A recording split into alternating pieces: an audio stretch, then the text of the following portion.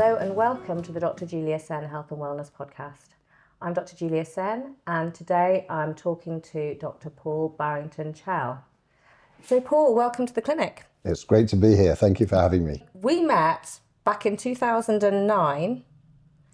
You were clinical director of the ophthalmology department in Worcester, and it was an award-winning department. You've been clinical director for over a decade as a senior consultant ophthalmic surgeon, which is a big mouthful. And then subsequent to that career, when you left hospital medicine, you created a whole new persona and career as the diet whisperer alongside Monique, your wife, who's also an ophthalmologist. We did indeed. And believe it or not, this October it will be 10 years since I left patient-facing medicine, as it were. And how have you found that transition? Well, it's been a fantastic time. We've produced 4 books, 3 books and a journal, and we've been involved for the last 4 years with Health Buddy, which are the online video courses for weight loss and disease reversal. So, I just haven't stopped. Oh, absolutely. You're both extremely busy people, but I'm trying to imagine the conversation over breakfast one morning. So Monique was also a senior ophthalmic consultant. You were the power couple in the Midlands. And I'm just imagining the conversation over breakfast one morning where you're saying to Monique, do you know what, Monique? I feel like we've underachieved. I mean, we've only helped literally thousands of people restoring their sight and improving their quality of life. But I think we should have done more for humanity. So let's do a whole other body of work at a time when other people are just enjoying themselves. What was the motivation? What made you think, right, this is what we're going to do now? I think several things, really, because one of the first things that when Monique was appointed to the North Midlands, to Sutton Coldfield, I was appointed, this was back in the 1990s, and I was appointed to Worcestershire. And one of the things that we both noticed at that time was we'd both set up metabolic eye clinics. And it's hard to imagine that I was doing that at the time. But I set up the first one in Worcestershire, Monique set up in the north. And one of the things that we did discuss over breakfast and later in the evening over supper was that we were seeing very, very late disease, particularly diabetic retinopathy. It was presenting too late to effectively treat and in terms of functionality. So we were seeing people presenting much, much later than we would have liked. And that was really the challenge, that was our contemporaneous challenge of the day. And so we set about, in our own time, training the local optometrists to screen for diabetic retinopathy. And over a period of the next 25 years, what we saw was the disease presenting earlier and earlier and earlier and becoming much more manageable. And this was something that was quite profound to us because we started saying, well, actually, now we've gone upstream to screen people with known type 2 diabetes to pick up their eye disease earlier. Why don't we go further upstream and try and stop the type 2 diabetes in the first place? And so that's really where it all started. And so for us, it was a natural progression when we'd been in, clinical medicine for too many years to remember. But when we got to the point where we said, I think we can actually do something really special. And the word that we used, which has really stuck with me, is leverage. You'll know as an ophthalmic surgeon, you can treat one person at a time. When you write a book, 1,000 people can read it at the same time. When you write courses that people can view online, you can have thousands of people in Australia and Japan and India all seeing those courses at the same time. So getting over the message is something that we really wanted to do in an upstream fashion. Yeah, that makes a lot of sense, actually. I can see the trajectory. And you are now best-selling authors. This is your latest book, so this is Beyond Weight Loss Jabs. I've already read it twice. I honestly think everyone needs to read this book. Everyone. That's very kind of you. Honestly, because I'm a doctor, and I have an interest in this In nutrition in particular, nutrition science, I think is fascinating. Over my career trajectory, I've been noticing, we are getting sicker and sicker as a nation, and more obese, more dementia, more cancer, more everything. And you have to, as you say, go upstream. And so many people don't realise that they are sleepwalking into chronic disease. They're shortening their lives and their quality of life without knowing that they're doing it. They're just living their lives. And this basically unlocks the door to their metabolic health and investing in themselves in the future, because the NHS isn't going to be there in the way that it has been traditionally because it's so overburdened.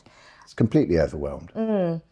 As I said, I've read it twice. I will be reading it again because there's still, as I repeat it, I'm picking up more. And even as I was saying, as a doctor and somebody interested in this, there's still so much information that you have in this book that I didn't know. I think what you do that is really unique is you talk about health on a cellular level. Absolutely. And so talk to me a bit about that. As you know, when you're a surgeon, your battlefield is the operating theatre. And when you start to think more holistically, your battle is a battle with the organs. But we sort of realise that the battlefield is way upstream with the cells. So for years, we've been looking at the cellular root causes of obesity, and we've been treating people in a way that is a logical conclusion of those 5 cellular root causes of obesity. And just for simplicity, you can actually group those root causes together into insulin resistance and mitochondrial dysfunction. And we can talk about those more later if you wish. But the interesting thing about mitochondrial dysfunction and insulin resistance is insulin resistance makes the mitochondrial dysfunction worse, and the mitochondrial dysfunction makes the insulin resistance worse. So once you get those two things, you're then on this trajectory. And one of the things we say to people is, if you get dementia at 80, remember it started when you were 50. Okay, so once you get mitochondrial dysfunction and insulin resistance, not only will that lead to obesity, but it will lead to obesity, it will lead to metabolic syndrome, it will lead to high bad cholesterol, it will lead to cardiovascular disease, it will lead to cancer, and also it will lead to diseases of the brain. Neurodegenerative diseases like MS, Parkinson's, dementia. And the real surprise to us is that when people were successfully losing weight, they were contacting us and saying, I understand that I've lost weight, I've got rid of the high cholesterol, I've got rid of the metabolic syndrome, I've got rid of my hypertension, and I've got rid of my type 2 diabetes. But what I can't understand is, how did that make my depression go away? How did that make my menopausal symptoms go away? And the answer is the same root causes. And so what we did then, what we got interested then, so we'd gone up to the root causes of, which we've grouped together into mitochondrial dysfunction, insulin resistance, and we've gone further upstream now to what we call the causa causans. And that's a legal term, which means the cause of the causes. Right. And those you can group into 3 things: diet, lifestyle, and environment. And so we've gone right the way up there. And lots of the people that we were helping way before we wrote the books were saying, please write a book, please write this down. And that's really how it all started, and that's how it's continued. So we get wonderful messages from all over the world, from people saying that, this really has changed my life. The brain fog has disappeared, my menopausal symptoms have disappeared, and I'm now leading the life that I wanted to lead at the age of 50, 60, 70, whatever it may be. So that's how it all happened. Going back to, we'll start with mitochondrial health. So what is a mitochondrion? What does it do? Right. The best way of thinking of a mitochondrion is as a solitary power station in the cell. So we need power, and our cells run off cellular batteries, which uncharged or discharged we call ADP, or adenosine diphosphate, and recharged are ATP, or adenosine triphosphate. And we constantly recycle these batteries to power what we need every day. So we need power to walk, to swim, to talk, to breathe, to see, to think. And our 3 big energy using organs are the brain, 2% of our weight, the brain, 20% of our daily calorie burn. The other big ones are skeletal muscles and the liver. And then all of the others, obviously, everything requires energy. Even the hair follicles need energy when you move, when you get cold. So our whole body is consuming ATP, and then it's recycling into ADP. And when that recycling process goes on, it passes through the mitochondrion. The mitochondria you can think of as a power station in your cell. If we think of a solitary mitochondrion, it has two fuels. It has fat and carbs as its two fuels. If you think of the old power stations in the UK in the old days, we used to have big coal bunkers. That's the same. We have, instead of wood and coal, we have carbs and we have fats. There's something very important here. And that is the carbs lie inside your cell, and they very much lie as they lie in our staples. Think of a potato. So a potato contains starch, which is beads of glucose molecules. Those are disassembled as we eat the potato, and then they go into the blood, and then the blood takes them to the cell where they go in as single glucose molecules, and then they're reassembled into body starch, which we call glycogen. So that is our carb store. The other store is the fat store, and the fat store is very interesting because it's got a membrane around it, and that membrane can open a bit like a colander. So it looks like a colander when it's open, but this can surround the fat. It can close and it just surrounds the fat. And both of those fuels fuel the mitochondrion, and that's what creates the energy. But there are some really interesting nuances around that fat globule. So carbs are stored as like a body starch, like a human starch called glycogen in the cytoplasm of the cell. The fats are enclosed within this capsule, and that capsule can close to make it impossible for us to burn fat. And that's what happens at the start of people putting on weight. So how does our environment and how we've been living and eating, how has that influenced that balance? In two ways. The way that we live, the way that we eat, our environment, they all contain factors that close off that fat. Let me start by just saying that a lot of people think that when we get fat, when we put weight on, that we grow extra fat cells. We don't. What actually happens is the fat cell gets bigger because the fat globule is expanding within it. In adults? In adults, yeah, absolutely. Children do get more cells, which is another story. But in the adults, the fat cell gets bigger because the fat globule inside is actually expanding and it's trapped the fat inside. Really important that both fat and carbs from the diet can enter that fat globule, and they're both turned into fat. So, and we can talk about the nutritional side in a moment, but what happens is it traps the fat can't get out, but it can still get in. And that's what causes us to become obese. In terms of the fat being trapped in that globule while still taking in more fat, the biggest cause is our dietary carbohydrates. So when we eat dietary carbohydrates, our insulin goes up, and once insulin is up, that fat globule closes off, so you can't burn fat. It switches the burning in the mitochondrion almost exclusively over to carbs, and it allows more of the carbs and fats to be pushed into the cell. So the biggest driver of obesity, the biggest driver of the expanding fat globule, is not eating fat, but actually eating carbs and fat. And is there a difference if you are eating from the minute that you get up to the minute you go to bed? Because if you've constantly got insulin circulating, where is the opportunity? Yeah, absolutely.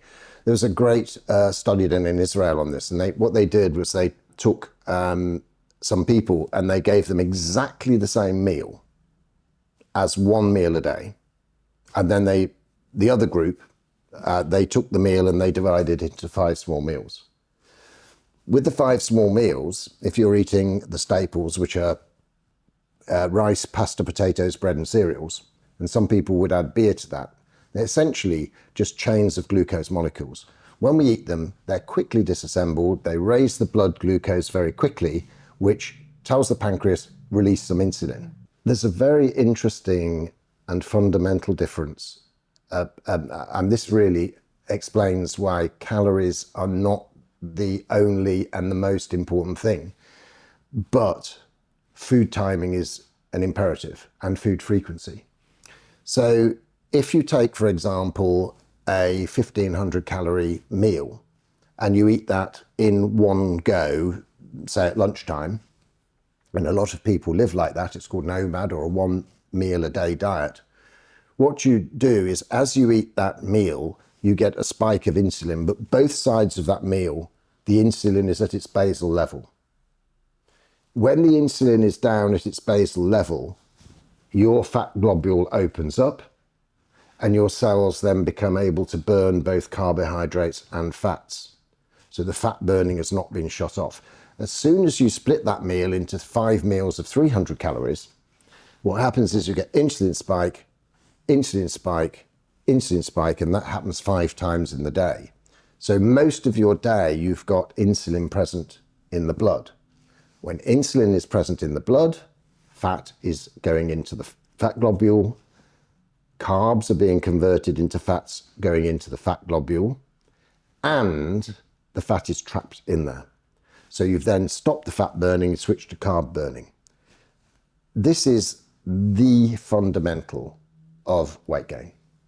And so let's say you're doing that for a number of years and you've constantly got insulin circulating. Apart from the weight gain, what does that mean for your cells? Well, firstly, if you're constantly stimulating insulin, you will get insulin resistance. Pre-diabetes, diabetes, type 2 diabetes. And that's the process. That's how it starts. So it starts in the morning with the cereal breakfast and the thing that I know what you're going to say. Orange juice, right? Which is, I don't know why anyone in the world would ever drink orange juice, because it's just basically a glucose and a fructose bomb. The glucose will stick your insulin right up. The fructose will go to the liver, where it actually will start insulin resistance and fatty liver disease. I don't know why anyone would drink that. And fizzy sodas do the same. Alco Pops. I mean, they're just poisonous, aren't they? Because you've basically got fructose and alcohol. You've got glucose, fructose, and alcohol. Yeah. So it's a great way of killing yourself through liver disease. Yeah, these promote fatty liver disease, and massively so. But then you have, your energy bar, which is full of glucose and fructose, and then you have your lunch, which may be a sandwich. So all of the bread, 2 slices of bread, 32 grams of glucose, massive glucose load, insulin goes up again. Low-fat yogurt? Low-fat yogurt, the reason it says yogurt, great, okay? So so yogurt is great, low-fat, appalling, horrible. What they do with low-fat yogurts is they take all of the fats out and then they replace it with high fructose corn syrup and some colorings. And the high fructose corn syrup is a mixture of glucose and fructose, because high fructose corn syrup and table sugar and honey are all pretty much, not quite, but they're a 50-50 mixture of glucose and fructose. Glucose puts up the insulin, you keep putting the insulin up, and the fructose goes to the liver and says to the liver, take this. There's a very clever thing that fructose does in the liver. The liver can cope with certain amounts of glucose. We store glucose in the liver for rainy days. So when you're not eating, the liver can feed that glucose into the blood. But the liver is very, very sensitive to being overfilled with glucose. And when you eat, a slice of bread or a potato, there's that natural absorption into the blood. The pancreas releases the insulin, and then the first place that the glucose goes to is the liver. And the liver, if you've been snacking all day, will say, actually, chaps, we're full. we're not taking in any more glucose. And then it naturally flows down to the muscles, and then any excess that's not required by the muscles goes into the fat stores. It's as simple as that. And that's glucose. When you add fructose into the equation, so all of your staples are glucose only, rice, pasta, potatoes, bread and cereals, and beer, they're all glucose only. When you add added sugar, you're adding in this molecule fructose, which is the sweet part of sugar, 50 more times sweeter than glucose. And when you add in fructose, it goes to the liver and it says to those cells, you can't say you're full anymore. Oh. So then the glucose piles in with the fructose because the gates are no longer closing. And what happens is there's a process in the liver called de novo lipogenesis. The fructose and the glucose are converted into fats, and that's how you get fatty liver disease, non-alcoholic fatty liver disease. It's fructose. All of these sugar-containing foods and drinks are causing an epidemic in non-alcoholic fatty liver disease. And it's now overtaken alcohol in the West as the primary cause of liver distress. I think one of the things about fatty liver disease is it's largely asymptomatic, isn't it, until it's very advanced, unless you happen to have an ultrasound scan for some other reason. But it's now being picked up in children. I think in India, hasn't there been a huge move towards paediatric fatty liver disease? Yeah, absolutely. And this is coming through in the scientific literature. When I was at medical school in the 1980s, we used to see people in the autumn and winter years of their life, in their 70s, 80s and 90s, getting dementia and type 2 diabetes. And now these are sliding down the age range. So we've got, in the UK and the States, we've got children and teenagers with type 2 diabetes and from insulin resistance and mitochondrial dysfunction that's now occurring in pre-teenagers. And as you rightly say, we're seeing non-alcoholic fatty liver disease in children and seeing insulin resistance in toddlers in India. And this is, it's sadly a result not so much of lifestyle and environment, but of nutrition. Mm-hmm. So going back to our discussion about eating from the minute you get up until the minute you go to bed, there are other effects on our gut in particular, aren't there? So what are the dangers there for people that don't choose to time restrict their eating? The main danger of constantly snacking or grazing is this repeated spiking of insulin. And that's really the biggest problem of all. You're also tending to eat hyperpalatable foods. Now, there's this big vogue at the moment to say calories don't matter. It's all about frequency, insulin resistance, mitochondrial dysfunction, but calories do matter. We tend not to talk about calories very much because people immediately jump on to the wrong conclusion that calorie restriction is good. Calorie restriction is actually an appalling thing to do. And you're much better to say, if I want to actually reduce my energy balance over a period of 24 hours, eat 1 or 2 or 3 meals and never snack. Now, that's a very easy thing to ask people to do, but it's actually, if you're a grazer or a snacker, it's a very hard thing to implement. And the reason that it's very hard to implement is that your fat burning pathways in the cell are actually damaged. And you need 4 things inside the cell to burn fats. You need, firstly, for the fat to be reduced in size. Secondly, for it to get out of that colander or membrane. Thirdly, to cross the drawbridges into the mitochondrion, something called a CPT1 drawbridge. It's a protein transfer channel that's specific for fats. And then you need the fat burning apparatus to all be working properly. If you don't use your fats frequently, those things aren't working properly. So you then become a preferential carb burner. And when your energy starts to go low, your brain says, we need some more energy. In someone who's metabolically flexible and really fit and an athlete, all you do is, when you've not eaten for a while, you turn to your fat stores. That's your own tuck shop. So you just turn to your own fat stores and you eat your fat. And that's the normal metabolically flexible state. But when you're metabolically inflexible, you are constantly looking for more and more snacks and more carbs. And you choose hyperpalatable foods. These foods have low nutrient density, but very high calorie density, high energy density. And that is the problem with eating on frequent periods all throughout the day. Insulin high, hyperpalatable foods, lots of calories and a mixture of fats and proteins, fats and carbs that will make their way in excess. They'll make their way straight into that fat globule and it'll get bigger.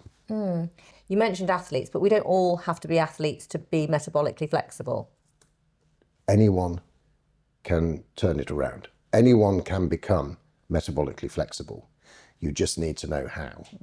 And that's really where the work that you and Monique are doing comes in and educates people on how they can. Yeah, if you like if you like the pre-book is okay. So you're metabolically inflexible. you're an not an obligate, but a preferential carb burner. Start on page 1, and so that's exactly. And the process that we take people through is we use a high fat, low carb, medium protein diet with a strict no snacking period during the first 4 weeks. When you're eating very high fats and very few carbs, less than 50 grams a day, when you're eating mainly fats, your body starts to think, your mitochondrion starts to think, oh, right, I better rebuild that drawbridge, that CP1 drawbridge. I better get the robots and the enzymes that are oxidizing the fat to create the electricity to recharge the ATP. I better get those working again.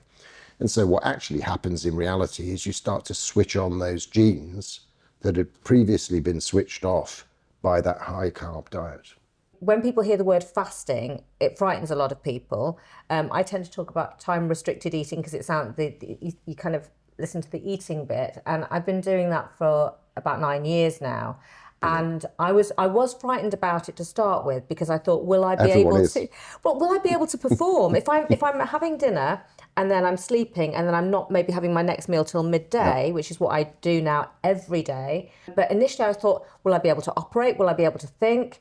And what's been a real revelation is just how beneficial it is. And I don't even now think about food until 12, 1 o'clock. I can go till 2 or 3. Yeah. Whereas when I was having breakfast, mid-morning, I would be ravenous. And you know all the rubbish that's sitting around in hospitals, that, you know, hyperpalatable foods, you just, you crave it and you go and have something just to keep you going. And it's so liberating not to think about it and to not even be tempted by any of that stuff. I never touch it. It's really fascinating. And to go back to your first point, it's quite worrying when people start fasting and or time restricted eating. And when you miss a meal, you think this must be doing me harm. And when you first miss meals, you feel terrible. And you partly feel terrible because you're most likely insulin resistant. So long after your last meal went, your insulin's still up, pushing your blood glucose down, so you're getting mild hypos. And also, your cells aren't geared up to tuck into the tuck shop that is your fat stores. So you've got a double whammy there. And the triple whammy comes because your hunger hormone, ghrelin, is still there. So if you eat 5 meals or 6 meals a day, including snacks, what it does is it trains your hunger hormone. Your hunger hormone is really a reminder. And it's built into us. And so you have 5 meals a day on a Monday, 5 meals a day on a Tuesday, and that goes on for 10 years. And so your hunger hormone at 11 o'clock in the morning says, ding, time for a chocolate bar, right? So the hormone goes up. And people think that this is not it's a massively strong hormone, the driver to eat. What's interesting is once we get people metabolically flexible so they can equally burn carbs and fats, what happens is then you start eating once, twice, or 3 times a day, and the next day you eat twice a day and you get a little ping from your ghrelin, but eventually your ghrelin starts to settle down. And that's really a great thing when that happens. And I remember when that happened to me, and I was sort of, gosh, it's 3 o'clock in the afternoon and I haven't even thought about food yet. It's really interesting when you consider our ancestors, because they were gatherers and they were hunters. And they'd hunt and they'd get an animal, and when they ate the animal, they'd be tearing the leg off, they'd be eating this meat. And basically what they were eating was, they were eating protein and fat.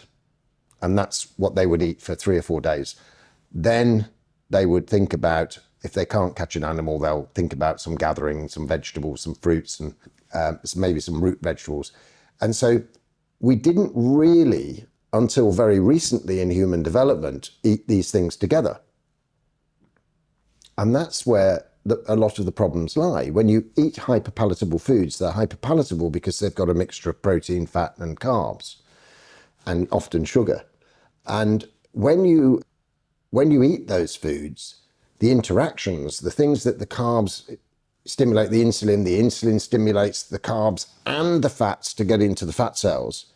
It switches on carb burning preferentially. They're exactly the things you don't want. Because sometimes when you start on our program, you can do really, really well. And then at weeks 10 and 11 and 12, you can feel that you're stalling slightly. And so one of the things that we say to people is just separate your macros out. Just eat a steak with an Aussie salad, which is one sprig of cress, one piece of cress, an Aussie salad and a meat. But just eat a steak. Just eat a steak. You'll feel fantastic afterwards, and it will just restart things for you. There are also some interesting terms that I'd like you to talk about.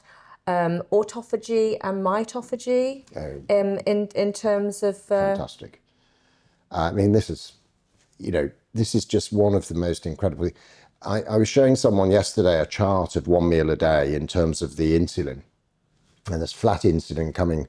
I'll do it the other way around. There was flat insulin all the way until midday. The insulin went up and came down, and it was flat again. So there's that 1 meal in the day. This is the 1 meal a day. And yes, of course, that causes natural calorie restriction. But the biggest effect comes through the insulin. But there's something else, that the body has a fuel gauge. Okay, the body has an energy fuel gauge, and it's a really special protein called AMP kinase. And AMP kinase just knows whether your cells are overfilling or whether they're not. And AMP kinase and SIRT1, which is another protein, they're the most studied 2 proteins in terms of human longevity. Wow. Okay, they're the most studied. So when you eat once a day, for example, during that eating period, your AMP kinase goes down and your SIRT1 goes down. When you build muscle, your AMP kinase goes down, your SIRT1 goes down, and something called mTOR goes up. It's what we call the intracellular seesaw. And one is growth and one is longevity. And the reason that when you're not eating, that your AMP kinase and your SIRT1 go up is because they're triggering everything you need to make your cells younger. Autophagy is what you and I, when we were younger, our mums would have called a spring clean. So basically, you go around the cell and you hoover up all the spare old broken proteins, and then you put those into the amino acid pool, and then the cell then says, "I tell you what I'll do is I've got that broken dysfunctional mitochondrion over there. Mitophagy will break that mitochondria into pieces, and then we'll rebuild it as a brand new, fully functional mitochondrion that can equally burn fats. So it's metabolically flexible, brand new mitochondrion." And so this is autophagy, is the general cleaning up of the proteins in the cell. Mitophagy is the cleaning up of the old mitochondria, and mitogenesis is the beautiful creation of these wonderful metabolically flexible mitochondria for a healthy future. And clean cells that have been cleared up by this autophagy and mitophagy only occur when your energy levels are low. Right. And so we know that energy levels, when energy levels go up, the cells tend to get bunged up with all this stuff. If we look at cells in someone who's 80 and someone who's 20, we see that the 20-year-old has a clean cell and the 80-year-old has a cell that's full of all these bits of debris and old mitochondria. So clean cells, new mitochondria, comes from periods of low energy. And that's why Monique and I do a once a quarter 4 to 5 day fast, water fast, just water for 4 to 5 days to just clear out those cells and allow the new mitochondria to form. It's a great thing to do, and the funny thing is the first day is the toughest. The second day is tough, and the third day and fourth day you then have to really remind yourself that I better stop the fast today because it becomes so enjoyable. Really? You've got lots of ketones flowing around. You're burning your fats really, really quickly, and your mind is so clear. That's why lots of the philosophers in the old days used to go up the hill and fast for 2 or 3 days before they gave a lecture. I managed 2 days. 2 days is my I'm max. impressed. Thank you. And yeah, it was easier than I thought. And if you said the first 2 days are the hardest, I think maybe I need to give it a bit of a longer go. And what I say to people as well is that if you are fasting and you think, I can't do this, I just don't feel like this anymore, don't cane yourself. Just go and have a bit of protein. Is normally a good way of breaking a fast. A little bit of protein. And then I usually break my fast with a protein shake with milk and protein powder, not non-flavoured protein powder. Little bit of cacao powder just to make it palatable. But yeah, don't cane yourself. Just break it with a little bit of protein and start again some other time and don't worry about it. I suppose it's a practice makes perfect situation. Yeah. And if it doesn't suit your lifestyle, don't do it.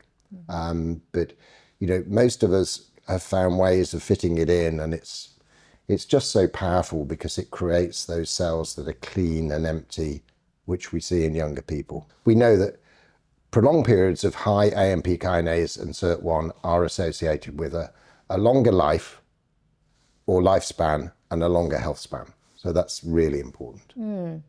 I'd like to talk a little bit about mood and mental health because you touched on it right at the beginning. Sure. But how does this fit? How does our environment and our diet fit with the mental health issues that we're seeing now and such an increase in neurodegenerative disease? And how does changing this benefit those risks? I start the opposite way around this time. I start with environment. I was reading something last week and there was a paper from around February time looking at microplastics levels in people with dementia. And, I read this paper very, very carefully several times. And one of the things that struck me as quite profound was that people with dementia had hugely raised microplastic levels. Now, there's no causation here, there's a correlation, but a lot of the plastics were polythene. A lot of the plastics, polythene, by the way, is a bioactive plastic. So it's particularly good at bringing reactive oxidative species, which are really damaging parts of our reduction oxidation system. They bring these harmful chemicals and they stick them to the brain. So that's one of the harmful things about having polythene in the brain. So there are lots of environmental issues that we're just starting to learn more about. The elephant in the room is diet. The diets that people are, in terms of their macronutrients, in terms of the frequency of eating, are leading them to insulin resistance and mitochondrial dysfunction. Now, we already know from today's discussion that both of those things will lead to obesity and it will lead to 200 systemic diseases, including many cancers. So those are particularly worrying things.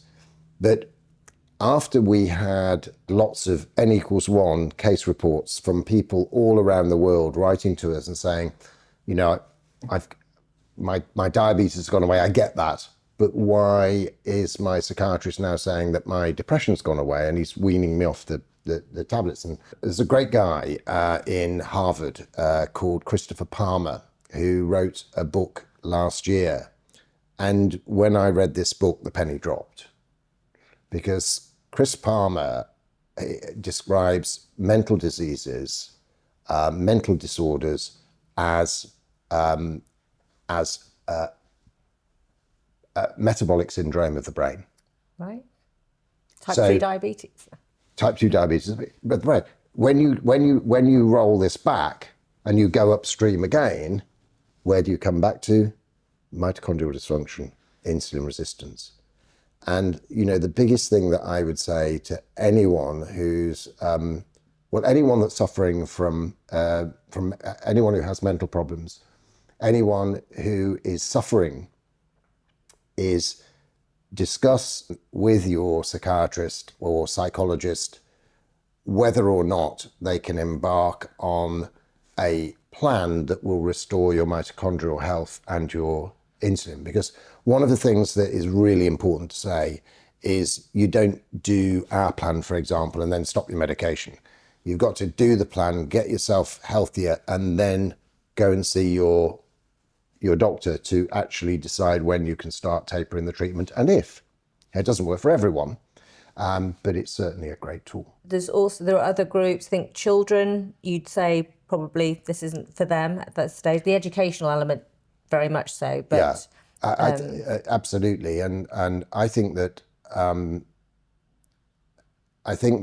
if you're an adult and you want to have the best possible chances of your child doing well, there are a lot of messages in the book that are very, very strong, and the course is very, very strong because they count for everyone.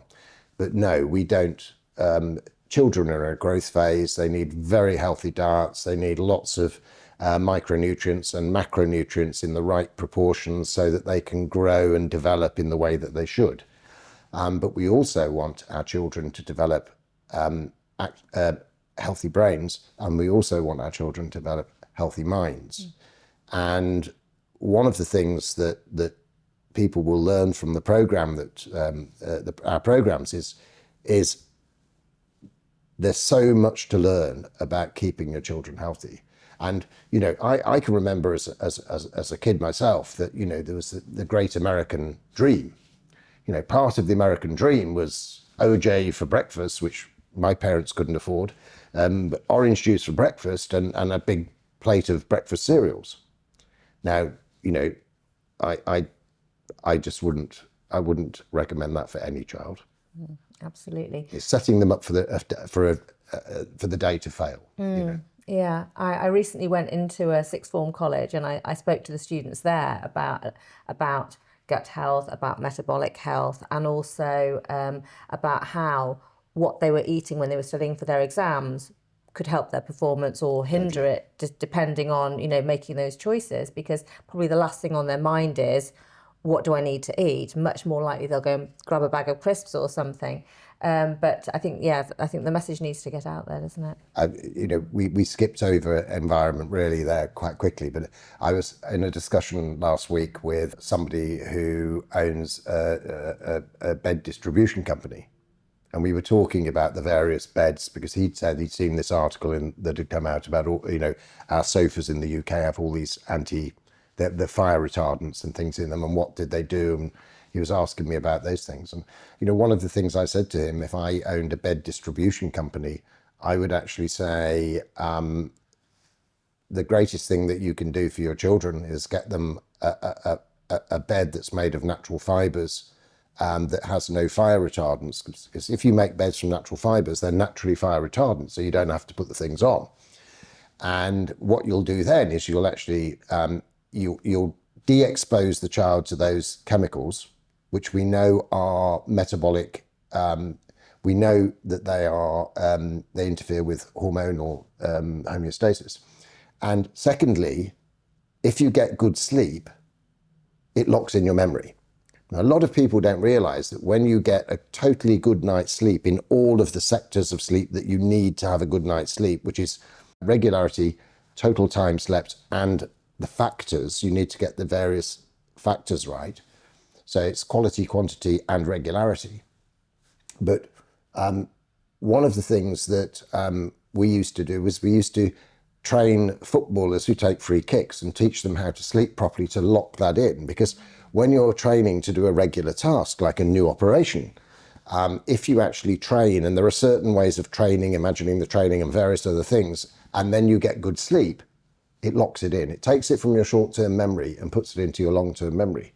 And that's how you you learn. And so certainly for students learning or pupils learning, good sleep is absolutely imperative. And they, of course, need more than us. Yes, of course. Wow. So we've covered a huge amount there. I've really enjoyed the conversation. Thank you, Paul. I'm going to ask you a question now. So we've talked about all the things that you do to be healthy. What's your guilty pleasure? What if you're having a treat and you're stepping away from being a diet whisperer? What is the thing that you'd allow yourself to have? 2 things. Okay, I'll allow you 2 to. things. May I have 2? You may. The first thing is my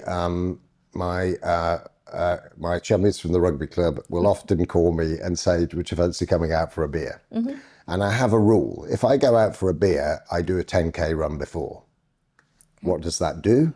It actually opens up your muscles. So you don't need insulin to get the maltose, which is glucose in the beer, into your muscles. It doesn't always work that smoothly. But I am human. And the second thing is, and this is a guilty pleasure that I managed to resist this year. Oh. As you know, we've both gone to the same medical meeting in Switzerland every year. And just next to the conference centre is my favourite in the whole world chocolate shop. And that's my guilty pleasure once a year, is to go in there and buy some chocolate. This year, I went in there and I bought some chocolate and I gave it as a present to a wonderful lady that helps look after our house when we're away, and didn't have a piece myself. So I'm feeling great about that. Wow. But once a year treat, you're hardcore. I think that you know, as a young man, I was a smoker, and I got to the point where I had to give it. One of the ways that I gave up the smoking was to say, you know, this is actually something that people do who don't mind harming themselves. And I got to the same point with sugar. And we now, we used to have a jar of sugar in the house for people that were visiting. We now don't even have that. We eat 0 sugar when we know. Yes. Which is, you know, you never know what restaurants are doing with the food. But when we know, we don't eat sugar at all. Table sugar, never. And you cook from scratch, presumably? Whole foods, cook from scratch, and enjoy doing that. We often batch cook at the weekends on a Sunday, which is a great recommendation for anyone to cook with their kids, teach their kids the skills of cooking and selecting whole foods. And you can cook really cheaply. If you know, in the winter we tend to make a stew or a casserole, and there's some great cheap cuts of meat that you can cook and slow cook them, like shin, and very nutritious. And if you like it, organ meats. Probably the most nutritionally dense food on the planet is liver, followed closely by sardines. So yeah, batch cooking at weekends with the family, making it fun, is an incredibly helpful thing to do, because you don't have to cook in the week then. So Paul, often people who are struggling to control their weight will say, oh, I'm a comfort eater, or I eat when I'm bored. So it's not that they're responding to hunger signals, and it's not that they're hungry all the time, it's something else that's driving them to. How would you suggest they tackle that? There is a sense in some people that, I remember having a conversation with a mum, and she was saying, I'm finding it difficult to know with my child whether he's responding to his ghrelin, which is his hunger hormone, or whether he's actually coming to me and saying, can I have another stimulus for my dopamine? If you're eating sugar-containing products, so if you're eating, for example, an energy bar or a snack bar, we know that they've got huge amounts of sugar in. Sugar is incredibly addictive, and the addiction is mediated via dopamine, which the more often you snack, the more often you eat the sugar, the lower dopamine kick you get from it. That's why, for example, with cigarettes, you start off smoking 1 cigarette a day, and soon you're on 2 packets a day. And the reason for that is that your dopamine starts to get dulled. And it's the same with any highly addictive drug. We know that sugar is highly addictive. And I think, you know, this is not a field where I have a lot of expertise, but what I would say to people is just consider, am I eating this snack to feed my dopamine so that I get a kick? Some people, they play online games, some people gamble, some people drink alcohol, there are lots of ways that some people shop to stimulate their dopamine. And a really important thing when you're eating is, am I eating to stimulate my dopamine? One of the tips in your book is to get rid of any temptation from the house. I guess if all you've got in the fridge is celery, you maybe aren't going to go reaching for that when you need a dopamine hit. Yeah. Jonathan Haidt, who's a psychologist in New York, he describes this something called cognitive dissonance. And this is, he describes it in the most beautiful way as the rider and the elephant. And the elephant is your urge. Imagine the elephant out in Africa, and the rider is coming home and he can see his house in the distance, and it's a hot and humid day. And the elephant knows that the gamekeeper leaves some beets down by the side of the lake. And so the elephant turns to get the beets. If he then says the elephant shouldn't be doing this, and he tries to pull the elephant in the other direction, that creates this friction in the brain called cognitive dissonance. And human beings don't like cognitive dissonance. So what he does is he rewrites the narrative. So he says, well, it's been a hot day. And the elephant's very hot, and I'll let him have a drink in the water, and I'll let him have some beets, and it's only going to take me 5 extra minutes. And when I get home, I'll eat a slightly smaller meal. And that's how the two interact. Right. The elephant and the rider. And so when you've got your fridge packed with chocolate bars and the elephant decides he wants a chocolate bar, you're going to say something along the lines of, well, I have been working hard today and I did do an extra 2,000 steps. And that's how cognitive dissonance actually steps in. Part of not suffering from the urges of the elephant are to take the elephant on a new path. So if you don't ride home by the lake, he won't go and try and find the beets, and you'll get home when at the time you promised your wife you'd be home. Okay? Love that. In terms of human beings, it's the same as driving into the petrol station. Petrol stations are lethal. So you drive into the petrol station and you say, well, I did go to the gym at 7 this morning and that chocolate bar is only a small one. That's actually this interplay between the rider and the elephant. The elephant is your unconscious mind. The rider is your conscious mind. And so the way that you actually avoid this is, and I have to do this, is I have to get all of those junk, snacky foods into the trash can, get them out of the house and never buy them. And so you're absolutely right. Don't put them there in the first place. Okay, so my next question is it ever okay to snack? Let's say you're not going to be snacking on necessarily those things, but I try not to be too judgmental about people, and lots of people have different views about this, but with my personality and what I know that snacking does to respike your insulin all the time and the effect that has on your mitochondrial function, your insulin resistance, I regard snacking as the same as smoking. And I regard snacking on sugary snacks or sugary drinks with the same magnitude of seriousness that I would cigarettes. And someone asked me a question recently in a meeting, and they said, would you rather your 18-year-old son smoked 10 cigarettes a day or had 10 snacks of juices, fizzy drinks and chocolate bars? And I said, probably with what I know, probably I'd rather they smoked. And that's quite profound, isn't it? I think that I say that purely to give people an idea of the magnitude of seriousness of snacking on sugary treats. It is poisoning the minds, the psyches, the brains and the bodies of all of our children in the West, and even more globally now that these treats and sugary drinks have spread all over the world. It's a profoundly important part of understanding that when you get your metabolism right, you'll feel like a different person, you'll be a different person. Well, thank you so much. I hope you've enjoyed our podcast today. If you've liked what you've heard, please subscribe below to hear more, and we'll be releasing another podcast in a month's time. I thoroughly recommend Dr Paul Barrington Chell and Dr Monique Hope-Ross's latest book, Beyond Weight Loss Jabs, and check out healthbuddy.com, that's healthbuddy with a double D and an I, to learn more about their programme. Thank you for joining us. See you next time.